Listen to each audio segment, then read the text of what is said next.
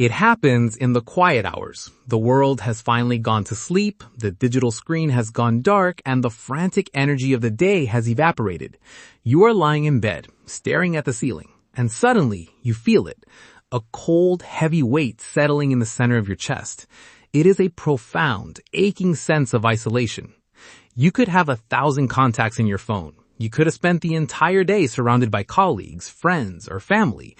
Yet in this exact moment, you feel completely and utterly alone. You feel unseen. You feel disconnected from the fabric of the world around you. This is the modern epidemic. We are the most technologically connected generation in the history of human civilization. We can instantly communicate with someone on the other side of the planet. We can broadcast our thoughts to millions of people with a single click. Yet studies consistently show that we are also the loneliest, most depressed, and most anxious generation to ever exist. How did this happen? How can we be surrounded by a sea of people and still feel like we are drowning in absolute isolation? Do not skip this video. Do not reach for your phone to numb the feeling. Stay with me. For the next 10 minutes, we are going to look this shadow directly in the eye. We are going to dismantle the illusion of modern loneliness, and I am going to show you exactly how to forge an unbreakable bond with the one person you have been running away from your entire life, yourself. To solve this problem, we must first completely redefine the vocabulary we use to describe our reality. Society has tricked us into believing that being alone is inherently a negative state. We use the word loneliness to describe the pain of being by ourselves, but there is another word, a word that has been largely forgotten in the modern era of constant digital stimulation and hyperconnectivity. That word is solitude. Loneliness is a negative state. It is the feeling that something is fundamentally missing. It is a painful craving for external validation, a desperate need for someone, anyone, to acknowledge your existence so that you can feel real. Solitude, on the other hand, is a profoundly positive state. It is the glory and the power of being alone. It is a state of inner completeness, where you do not need the noise of the crowd to drown out your own thoughts. Loneliness happens to you when you feel empty. Solitude is a conscious choice you make when you are full. The tragic reality of the modern world is that we have become utterly terrified of solitude. We treat silence as if it were a deadly virus. The moment we are left alone with our own minds, we panic. We instinctively reach for a screen, a podcast, a fast-paced video, a song, anything to fill the void.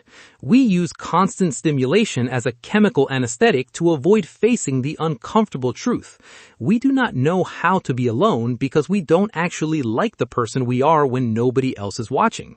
The Stoic philosopher Epictetus was a man who understood the fundamental difference between loneliness and solitude on a level that most of us can barely comprehend.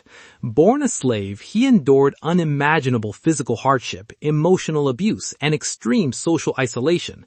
Yet despite being stripped of every external comfort, he became one of the most respected, powerful, and tranquil minds of the ancient world. He did not achieve this by seeking the approval of the Roman elite or by begging for companionship from people who looked down on him. He achieved it by building an impenetrable fortress inside his own mind. He famously said, "If you want to improve, be content to be thought foolish and stupid." Epictetus understood that true freedom and true peace can never be found in the opinions, the presence, or the validation of other people. People are inherently unpredictable. Friendships fade over time. Relationships end in heartbreak. The crowd is fickle, and society is constantly changing its standards of what is acceptable and what is not. If you attach your sense of self-worth and your inner peace to the external presence of others, you are building your house on quicksand. The moment the tide turns, and it always does, your foundation will collapse and you will be washed away in a freezing sea of loneliness. To become truly unbreakable, you must stop seeking shelter in the chaotic world outside and start building your own inner citadel. You must become your own ultimate sanctuary. Think deeply about the way you treat a guest in your home. When someone comes over, you clean the house, you prepare good food, you listen to them attentively, you ask about their day, and you make sure they are completely comfortable. You offer them your best self. Now think about the way you treat yourself when you are entirely alone. You probably feed yourself junk food. You distract yourself with mindless, low-quality entertainment. You ignore your physical health. And worst of all, you allow a constant, vicious stream of harsh, critical, and negative thoughts to loop endlessly in your mind. You tell yourself that you are not good enough, that you are falling behind, that nobody truly cares about you. You treat yourself worse than you would ever dare to treat a stranger on the street. It is absolutely no wonder you feel lonely. You have completely abandoned yourself. You are living in a house with a toxic, abusive roommate, and that roommate is your own unexamined, undisciplined mind. The journey from the pain of loneliness to the power of solitude begins with a radical, non-negotiable shift in how you relate to yourself. You must intentionally become your own best friend, your own stern mentor, and your own closest companion. This is not some abstract, poetic concept meant to make you feel warm and fuzzy. It is a brutal, necessary discipline for survival in the modern world. When you are alone, you must consciously practice the art of being fully present with yourself, without judgment. You must learn to sit quietly in the silence and simply observe your thoughts, your fears, your anxieties, and your deepest desires, without instantly trying to numb them with a cheap digital distraction. Let us make this intensely practical. We are not just going to talk about philosophy, we are going to apply it. Tomorrow, I want you to conduct a terrifying but life-changing experiment. I want you to take yourself out on a date. Go to a local coffee shop, go for a long walk in a crowded city park, or sit down in a restaurant and eat a full meal completely alone. But here's the absolute catch. You are not allowed to bring your phone. You cannot bring a book to hide behind. You cannot wear headphones to block out the world. You must sit there, in public, with absolutely nothing but your own thoughts for company. At first, you will feel a terrifying, suffocating wave of social anxiety. You will feel totally exposed. You will feel like every single person in the room is staring at you, silently judging you for being a lonely loser who has no friends. Your brain, addicted to constant dopamine and terrified of silence, will scream for a distraction. You will desperately want to reach into your pocket, pull out a screen, and pretend you're busy texting someone important just to look normal. Do not give in. Sit there. Breathe deeply into your stomach. Observe the people rushing around you. Notice the architecture of the building. Taste the bitter notes in your coffee. Feel the physical texture of the exact moment you are in. And as that initial, frantic panic slowly subsides, you will realize something incredibly profound. Nobody cares. The world is far too absorbed in its own massive web of neuroses, insecurities, and daily problems to care about a person sitting quietly alone in a cafe. And in that beautiful, silent realization, you will discover a profound sense of total liberation. You will realize that you do not need a digital prop, a glowing screen, or another human companion to justify your existence in the physical world.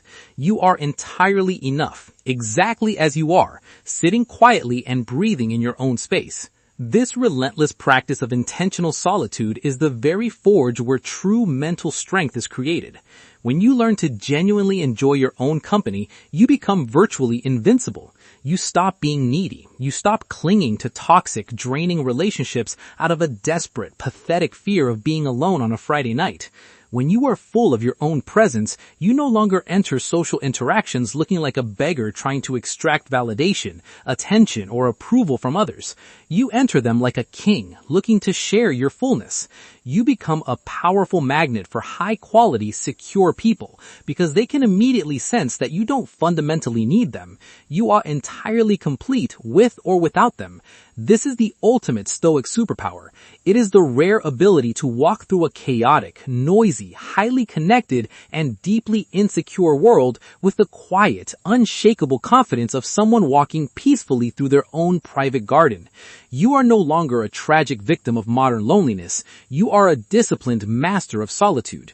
You have painstakingly built a warm, roaring fire inside your own chest, and you no longer need to stand out in the cold begging for scraps of warmth from the people passing by. You have become the source of your own light. But the journey of mastering your mind does not end here. Becoming entirely comfortable with solitude is a massive, life-altering victory. But as you begin to walk this difficult path of self-mastery, A new, far more insidious enemy will begin to emerge from the shadows of your psyche. As you start making deliberate choices for yourself, as you start confidently disconnecting from the mindless scrolling of the herd, and as you start building your inner citadel, people around you will notice. They will start to whisper. They will call you weird, antisocial, or arrogant. They will question your new motives. They will aggressively project their own deep-seated insecurities and unlived dreams onto you. And suddenly, even if you are entirely comfortable being alone, you will feel a cold, paralyzing grip tightening around your throat, the ancient fear of human judgment, the desperate, biological urge programmed into our DNA to fit in and be universally liked by the tribe. How do you possibly maintain your hard-won inner peace when the external world is constantly criticizing your every move? How do you stop caring deeply and genuinely about the opinions of people who frankly do not matter to your destiny? The Stoics had a definitive, brutal, and brilliantly effective answer to this exact psychological problem, and it changes absolutely everything about how you interact with society.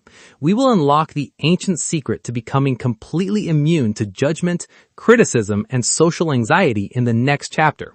Until then, hold your ground, guard your space, embrace the silence, and relentlessly reclaim your mind. This path of intentional isolation is not meant to turn you into a cold, unfeeling statue. It is meant to burn away the false attachments that cause you suffering. Every time you choose to sit in silence rather than reach for a distraction, you are casting a vote for your own psychological independence. You are proving to your primitive brain that you can survive and even thrive without the constant noise of the tribe. You must remember that society profits from your self-doubt. A population that is terrified of being alone is a population that will endlessly consume products, entertainment, and toxic relationships just to feel a fleeting sense of belonging. By mastering solitude, you are actively rebelling against an entire system designed to keep you weak, distracted, and dependent. You are taking back the absolute ownership of your attention, your emotions, and your time. It is the most difficult work you will ever do, but it is the only work that truly matters. Guard your inner citadel fiercely. The modern world will constantly attempt to breach your walls with notifications, outrage, and hollow promises of connection. Let them knock. You do not have to answer the door. You are the master of your own domain, and your peace is not for sale.